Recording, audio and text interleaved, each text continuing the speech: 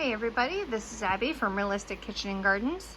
Today is Friday, April 25th. Sorry, I'm very bad with dates. Here is an indoor started plant tour. It's been a few weeks since I've done them, so let's get crack-a-lackin'. I'll just do top left to bottom right, just while I'm here. Virginia peanuts starting to come up. There's 2 trays of these. The other one is down there. You'll see it in a few. Virginia peanuts, there's 34 of them. I surprisingly didn't do a tag, but I think it's been about 2 weeks now. A lot of them are coming up. This is a new crop for me. So they'll be transplanted the end of May, if not the very, very beginning of June when it's nice and hot for them. Unless, of course, they outgrow their 2.5-inch pots first. But I know they grow fast. I know they like the heat, so we'll see how it goes. Wild violet petunias. These will be in a little rainbow bit, but right now there's only 3 little seedlings started. It used to be in a humidity dome, so there's a little bit of algae growing on top. And then these tomatoes are the second starts of New Yorker tomato, started on 326. You usually can get away with starting tomatoes for my grow zone, which is zone 6A. First or last frost is May 5th this year. I can usually get away with starting tomatoes as late as April 1st. So these will be on the smaller side. You'll see how big the rest of them are. And then this is Bluebetter salvia, which probably wants to be up potted, to be honest. Started on March 3rd. I really need to start using month names so I don't sit here counting. I purchased a rosemary that I just up potted. This is just a standard rosemary. ARP did not make it through the winter, unfortunately, but that's what happens when you neglect your plants and have a brand new baby, so you know. And then this tray is kind of a difficult mess to look at. So up front is straw flower. This is the copper red, and the purple red are over on that side. Right behind it is 2 different types of calendula, which you will not be able to see. These 2 plants right here are calendula. This is orange button, and then these 4 plants right here are the Bronze Beauty calendula, which is orange and pink. Whew, that plant has a strong scent. And then tucked in behind them, because the light comes from above, not up front, but these are Strawberry Fields Globe Amaranth, which is not an amaranth at all. They're pretty small. They probably don't appreciate being mixed in very thoroughly in such a small pot. So hopefully they'll take off once they transplant. First year growing those. And then there's some snapdragons in the back. These are all snapdragons. There's another one more that is much larger for some reason, but I bet this one is going to be red, and these are probably going to be either white or yellow. That one might be pink. This is the same mix I grew last year. I appreciated it, so we're doing it again. And then to this tray, the sorbet mix violas, which I've been loving. Here's that beautiful orange tangerine color that opened up yesterday, day before. I've been appreciating this one too. Again, this is a sorbet mix, so you don't really choose what's in it. You just kind of choose what the picture has. This is the first viola flower that had opened, so it's finally dying off, but there's tons of flowers coming, and there's 4 or 5 open already. Let's turn that to be pretty for y'all. I love growing flowers. It's one of those things I never expected to really care about doing, but here we are. Little things that give you joy and don't hurt anybody else. This violet color is beautiful too. And then behind it are basils. So there's, I think, 6 each. Well, there's 5 here of lime. Me and my handwriting. Lime basil. And then actually I forgot behind this petunia, pansy, sorry. Viola is orangello time, which I started later, but it's pretty happy there. Again, the light is coming from right here above, so it's not impeding from the back. And then there's Mrs. Burns lemon basil, and oh, what's the full name of that? It's kind of like a trademarked variety series, so it's like Everleaf, Everleaf Emerald Towers. It's a Genovese type, as you can tell by the leaves. I did try to grow it last year, but I kind of fumbled it, so it didn't take off very well. So we'll see how it does this year. There'll be companion plants and all that. And then below, please excuse the fan, is my jungle of tomatoes. These were all started on March 3rd, and they're ready. Christ almighty, they're some of the biggest tomatoes I've had. These plants must be at least a foot tall. They're in 4 or 5 inch pots, whatever it is. They, I'm sure, would appreciate some fertilizer. I'm sure they'd appreciate more light, more space, maybe some more water, but I can fix that. So this variety is facing backwards. So that one is Supremo. This is Bobcat. Excited for Bobcat. There's 2 Bartelli tomatoes right here. These are the only 2 indeterminate I'm growing. The rest are going to be determinate. There's 1 New Yorker right here. 2 New Yorkers. So these are the only 2 that actually made it from the first seeding. They feel rather frail. They're obviously having some trouble, whether it's water or whether it's, I don't know. This is the first time growing this variety. Again, I'm sure this is struggling from the light. I should probably move them to give them a little more light. I think I will. I'll take them out and find them a spot after I finish with y'all. And then these are the Russell Mixed Lupine. Only 2 of them actually germinated, so this is what I get for this year. These are nice big plants. Last year I didn't get them this big. And then the rest of them are Defiant Tomato. I think I have one more. Nope, I guess I got all of them on there. Look at that. It's technically 2 trays, but they're sitting next to each other. And then back up top, parsley. This is overwintering plain parsley. This grew really well last year and made it through most of the winter until we got down into those sub-zeros. So these were started January 23rd. They're in great big huge. These must be, what, 6-inch pots. They want watered very often, so they really should be up potted, but they're doing pretty good. They're okay. And then here are the giants coming in. These back 2 are Styrian pumpkin, which is supposed to be the granddaddy of, like, the beginning genetics of Hull-less pumpkin seeds, or Hull-less pumpkin seed pumpkins. And then this one behind it is Pepitas pumpkin, which is supposed to be another Hull-less Pepita pumpkin. And then Sarah's butternut squash, which is a new variety to me, but it's a standard butternut. Waltham butternut has not come up. Oh, it's just coming up. I see that one coming up, but that one hasn't yet. And then scooching to the right is 2 Summer Dance cucumbers.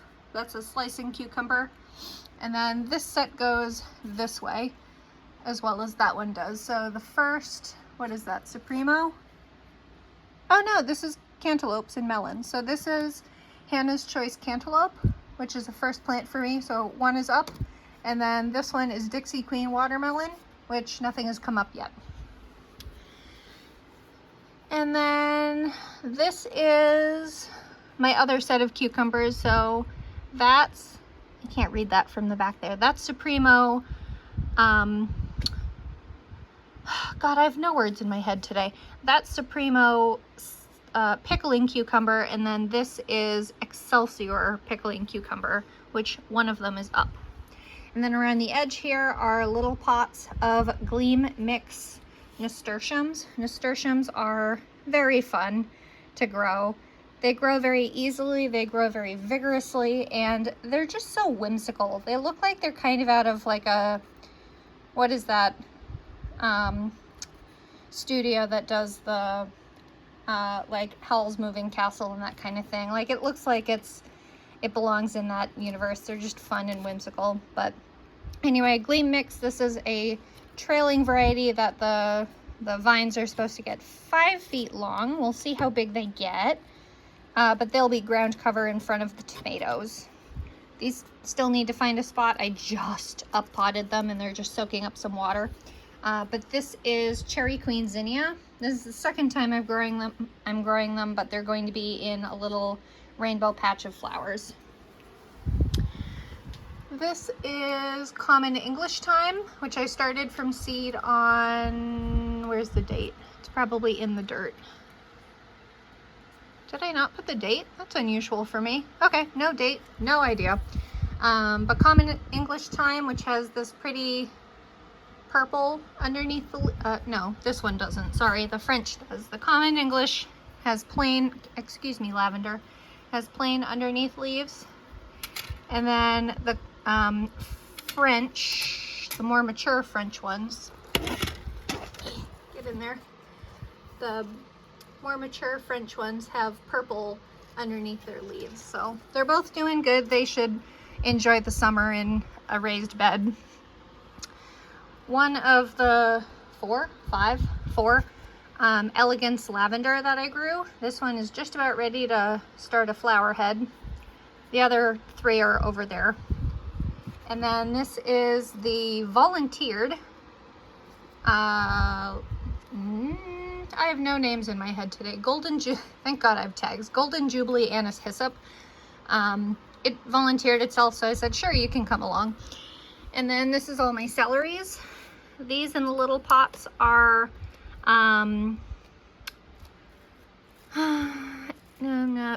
Celeriac. I wanted to say Elegant Celeriac, but that's not real. Brilliant Celeriac, I grew this before and it did excellent.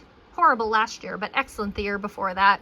And then all the rest of them are stock type celery, which is Tango. These were all started February. You can see the date just back there. And then this is a lemon balm that I purchased and just up potted as well. Peppers. So all of these, there's 16 of them. Gurney's Sweet Bell Pepper Mix. So this has red, orange, yellow, purple, and allegedly green, but bell peppers all start green and mature to their actual color.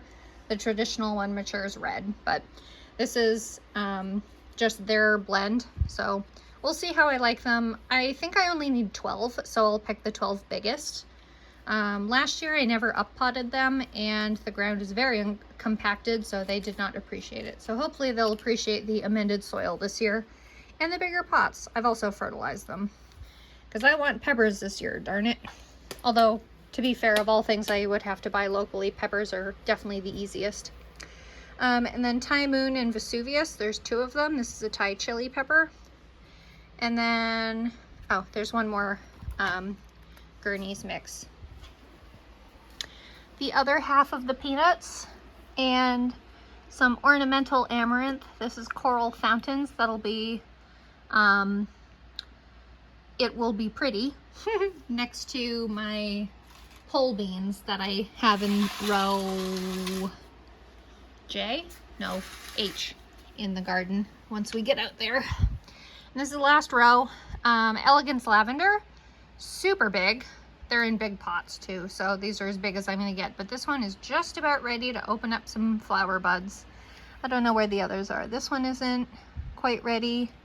This one is taller than the light, so it's getting mad about it. So there, stay in the light. Quite literally, stay in the light bulb. And then this is the other really tall Snapdragon. So it's just living under the light. This is the second tallest shelf I have set up. The other one is where the tomatoes are. This is dark purple opal basil. It's more succulent-y than regular basil. It has a decent flavor to it, but I really like it because the stupid Japanese beetles don't touch it, and they don't get burned in sunlight either, so whatever makes them happy works. And then this is the purple red straw flower. There's only 3 of them, but there's, I think, 5, 6. There's 6 of the red copper. I'm so excited for these. These are a new flower for me. They're supposed to be great for dried flowers. So we'll see how they do. And then here is 5 of the very freshly up-potted bonfire salvia. This is not a true salvia, but it is considered in the same family, but it flowers red. So those will be companions somewhere. I think it's in the squash area. And then the last 3 peppers that I sincerely just finished repotting 2. This one wants water, but it's getting there. 2 early jalapeno, the one in the back and the one up front here are early jalapeno. I think they're supposed to be a 55-day fruiting variety from transplant. And then this is my one and only sweet banana pepper, which I'm a little salty about. I wanted at least 2, but they didn't want to grow for me this year. They're old seeds, so I'm not overly surprised. Anyway, whew. God, I'm out of shape. I need to get hiking again. So that's everything that's going on. We are 2 weeks away from our last frost date. I really should start hardening off both times.